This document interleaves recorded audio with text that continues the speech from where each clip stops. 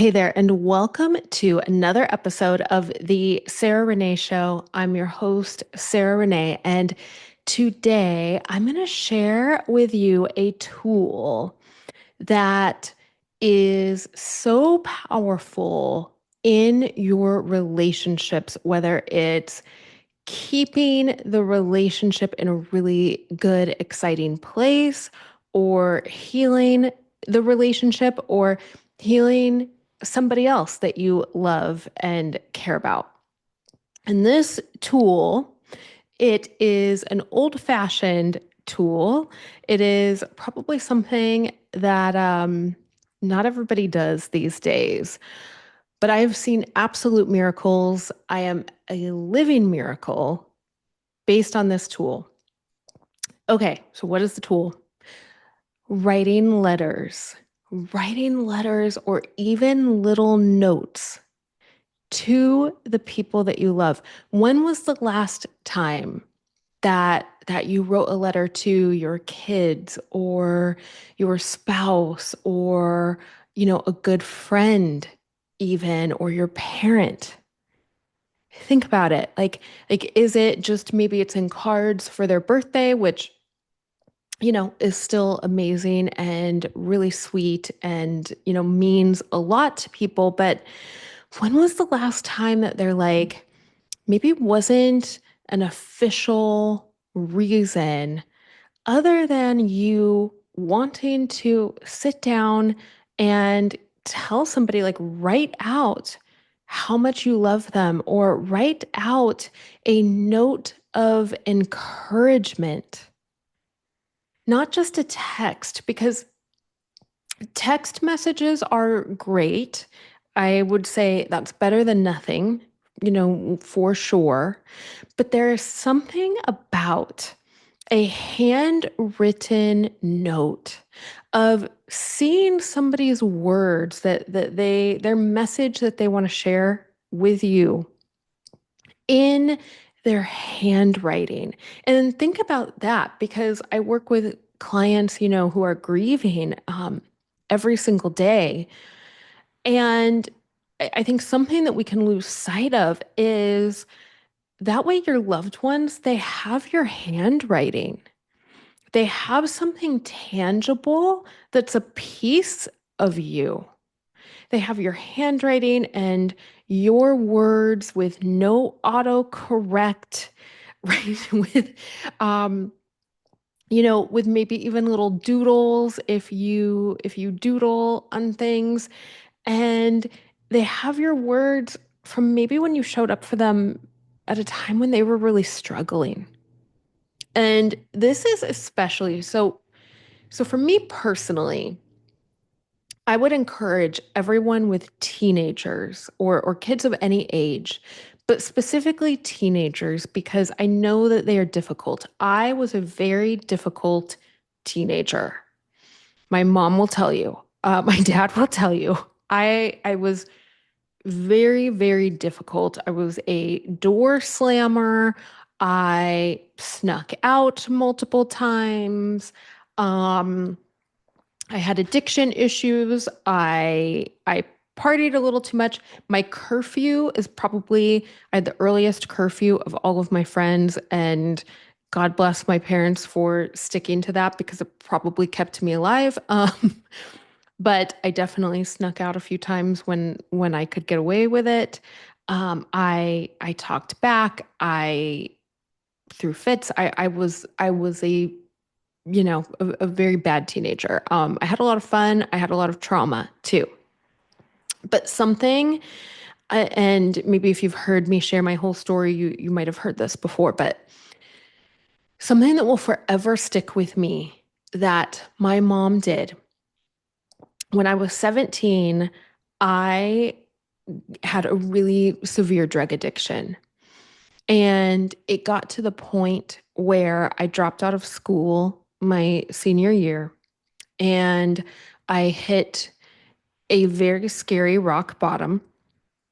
That rock bottom is the first moment that I heard, I'm sorry, second, because I had heard God's voice a couple years prior that everything was gonna in this prophecy of like you're going down a dark path, it's gonna get worse, but then you are going to make it out. Okay, so this was the second time of really hearing God's voice that loudly and clearly. And I was in this very dangerous situation, and I heard God say, "Are you done now? Like, are you done yet?" And I said, "Yes," and for whatever reason, I believe because God knows our hearts. God knew that I meant it that time. I had begged and said, like, "I'm done. I promise I'm going to change. I'm never going to do this again."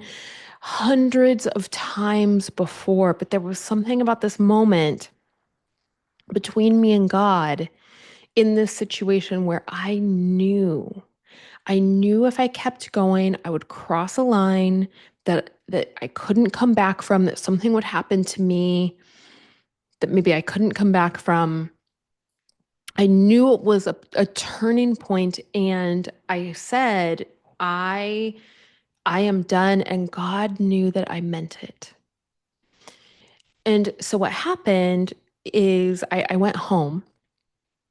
It took me till the next day, but I was able to get home. And I told my mom everything that I was doing and using, and that I was ready to quit. And she helped me detox. And so I was detoxing off of speed, which is very unpleasant as one could imagine. Um, and so I basically locked myself in my room. I think I slept for like the first like 2, 3 days straight, pretty much. And then after that, like I don't even I remember bits and pieces, but I remember the anger and just so much energy. Like I was tearing apart my room, and I broke a mirror because I couldn't stand the sight of myself. And I was just having a very difficult time. And my mom, every single day for weeks, you guys, not just days, for weeks, every single day, she would put a card under the door with a handwritten note encouraging me and supporting me and cheering me on. I was acting, I was behaving as such a terrible daughter. And and she would put like a quote from Dr. Wayne Dyer or Louise Hay or some kind of encouraging quote, would either be like on the cover of the card or in the card. And but then she would write her own words as well. And most of those days, I would rip the card up and throw it out the door. Like I was just completely insane at this point. And then towards the end, as I got more clarity, as I started to become more of myself, I kept them. And those notes at that time, none of those notes were shaming me. None of them were about how much harm I had caused or how disrespectful I was being. Like, none of them were about her. Like, how generous. I mean, because I can't even imagine dealing with myself at that time and like having the patience to deal with myself at that time. And I mean, they were all just encouraging, and her holding the vision of me healed and believing and knowing that I could do it, that I was going to make it, and that God was going to get me to the other side of this. And those notes, I will tell you, they saved my life because they kept me going even when I ripped them up. Even when I was so angry, I couldn't even receive love. That's how much I hated myself at that point in time. I couldn't even receive it. I had to destroy it and throw it back, but it still got in there. The seed was still planted because I read it. And so then I got to the point where I could keep it and I could fully receive it. And then I got to the point where I could appreciate it. And then I got to the point where I could understand what she was going through and then appreciate it even more, of course, that she took the time to write me those letters, to write me those notes. And this has been a practice with my mom. I think I wrote her letters growing up, telling her really hard things. She would write me letters. She would leave notes, in my school stuff and with my lunches, and always had notes like on the refrigerator. And so I just thought this was normal until I started to realize recently that like parents don't do this and kids don't do this, that texting has replaced so much of that. And again, I think that texting is better than nothing, 100%. I'm not saying don't do that, but try adding like a card with a little note. And that's just like with kids, but I'm also thinking about, and no matter what your political beliefs are, I think all of us watched the Charlie Kirk Memorial and saw Erica Kirk's talk. And, of course, everybody's talking about how she forgave the killer, which is huge. But one of the other things that she mentioned that might not be as important in her whole talk was that the secret to her and Charlie's marriage were love notes, and that he would leave her a love note every week.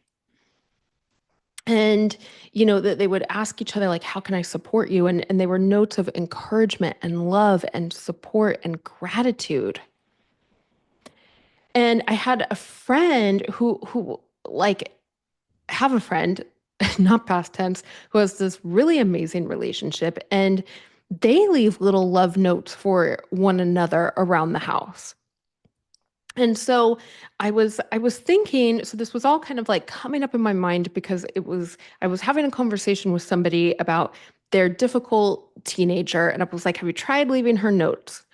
And she was like, no, but I text her sometimes. And I was like, maybe try like getting like some encouraging cards and then like write a little note in there. Just see, because my mom did that for me and it really saved my life. Um, and I realized like she was like, nobody even does that anymore. And I'm like, what? Like, and then I heard Erica Kirk mention that. And then I started thinking about my friend that has like this amazing marriage and that they leave these love notes for one another. And so it got me on this, like thinking about the power of love notes and love letters. And I was like, I got to do a podcast on this. Like, I have to share about this because I think we can kind of get away from it with technology and it's so powerful. And the other thing that came up as I was thinking about this week is Saint Catherine. Saint Catherine of Siena. God had been like nudging me. It's kind of a weird story. I was like thinking that I was praying, asking Saint Rita to pray for me, but I kept saying Saint Catherine. And anyhow, when I realized that Saint Catherine and Saint Rita, that I was confusing the names, I was like, God keeps putting Saint Catherine on my mind for some reason. So I looked her up and I've been learning about her. And she has this book called The Dialogue, and it's a book of letters.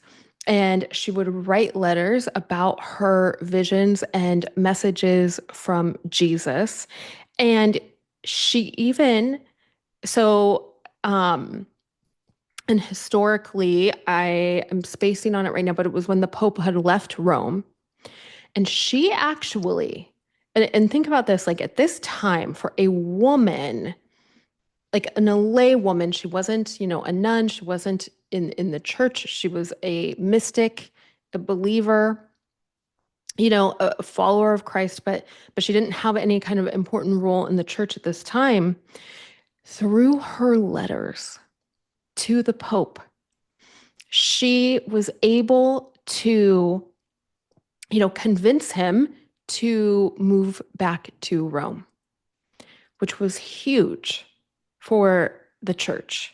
And, she was able to go there with him. And so I was reading that and I was like, wow, like this secret of letter writing, of writing letters and notes, like it is powerful enough to convince leaders to like make huge changes. And how often, like, have you submitted a letter to maybe like a politician or a leader at a school system and it's kind of like copy and pasted? Like, what if we actually used our own words instead? What if we actually prayed and said, God, like, guide my words? Holy Spirit, guide my words, that if this is God's plan, this person might have a change in heart after reading this letter. Imagine how much more heartfelt, how much more intentional, how much more productive our letters could be.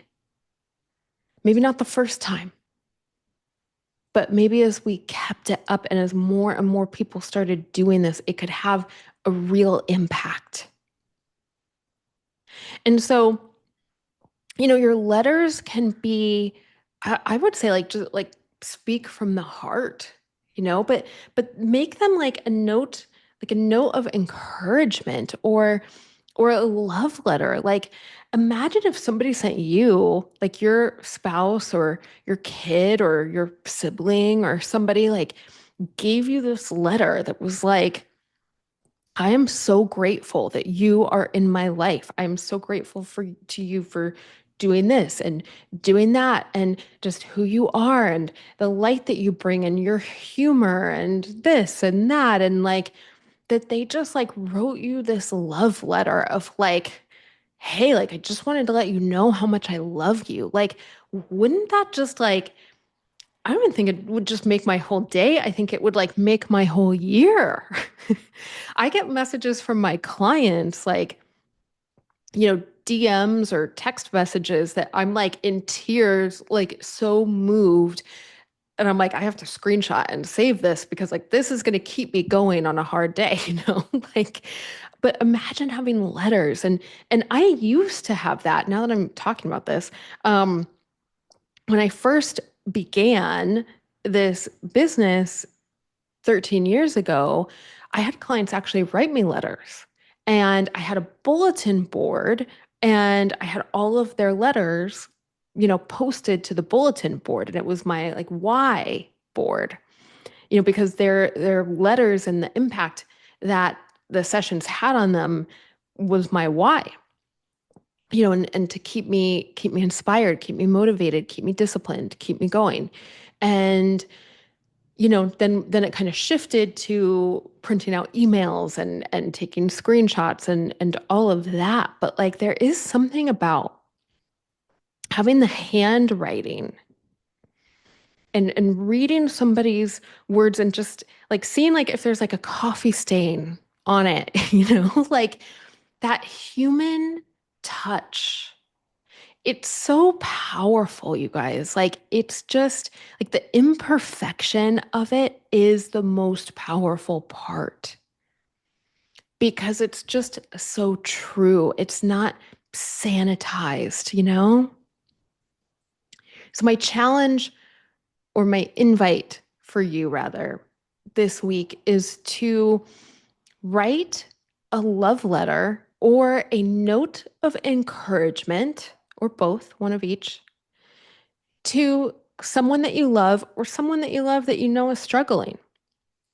And I would say even try it if you have a kid that's being really difficult right now, or a sibling that's being kind of difficult, or somebody in your life or your family that you love, but like maybe they're just in a really rough spot and you're just like, oh my goodness, how can I deal with you? Maybe write them a note of encouragement. Don't make it about you. Don't make it about, it's not a note to talk everything through. It's just a little love note of encouragement. See what it does. Like the worst thing that's going to happen is they're going to tear it up and throw it away. Um, and if that happens, I apologize on behalf of all of us who are in really dark places to do that. And just know that if that's their response, it doesn't mean that they didn't appreciate it, that it didn't reach them. It means that they are in such a dark place that it's hard for them to receive that kind of love. And if anything, it should be a call to keep going, to keep loving them, to break through that darkness that they are facing with your love, with your prayers, to be unconditional. And I'm not saying be a doormat. I'm not saying don't have boundaries or let somebody call you names or disrespect you in that way, but of actively loving people. Like I feel like we need to get back to actively loving people again and expressing our love in these ways. So give it a try. And I would love to hear from you. Like, come back and leave a comment if you're watching on YouTube, or send me a message. You can message me and connect with me over on Instagram at the Sarah Renee Show over there. Or you can email me. My new website is almost done. It is so beautiful. I am super excited to share it with you. Hopefully next week, maybe it'll be up. So stay tuned for that. But go write a love note and write one to somebody else. Write some notes of encouragement, and maybe write yourself a note of encouragement. If you're like, man, I wish somebody would write me a love note, write yourself a little love note of encouragement, or ask God, like ask the Holy Spirit, like, what would you have me write? Like, if you were to write me a note of encouragement and love, what would you say? And then write down what comes to your mind. And it's like your note of encouragement and love from the Holy Spirit. So it's like a fun little tool to add. But I would really invite you to share a note with somebody else, because it will bring you so much joy, of just expressing how much you love them. Um, and it might just save a relationship, or it might just save somebody's life. You never know. So, um, oh, and that was the other thing. One more thing, sorry. You can tell I didn't bring notes today. I'm just here, just like raw and authentic today. I was going to say like coffee cups. So if any of you work at a coffee shop, or if you're going to pick up a coffee for somebody, like maybe see if you can write on the cup, or ask the barista to write a little note on the cup, and you can tell them what you'd like to say. Because I remember when I was a barista, I would write like full blown notes around the whole cup for my like regular clients, or especially if I knew somebody was going through a hard time, or there was like a special like test or promotion or something, event coming up. I'd always write them, notes or jokes, or just, cute little things.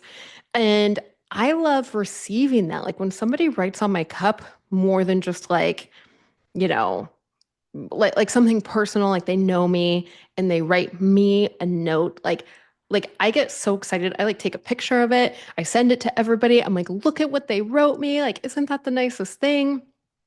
Like again, like that's another way that you could share little notes of encouragement that is simple, um, but that really makes somebody's day or makes somebody's like month. You never know. Like that could be the thing that they need. And it's something like physical that they can hold on to. They can take a picture of, like they can keep it. It has that sentimental value. So that was the other little reminder. I was thinking of like coffee cups and just all of these ways that people share notes with each other that are so meaningful and sweet and really simple. And so let's bring them back. So anyways, thank you for listening today and for being here in my community. Let me know if you're going to give this a try. If you enjoyed today's video, make sure you hit thumbs up and subscribe. If you're watching on YouTube, and share this episode with somebody that you love. Maybe share it with somebody that you wish would leave you a love note. We'll just plant that seed for them. And then they'll hear this part and they'll be like, oh, this is why she sent me this. No. um, but yeah, thanks so much for being here. I love you. I am cheering you on. I know that God and all of heaven are cheering you on as well. And I look forward to seeing you soon. Have a beautiful week. All right. Bye.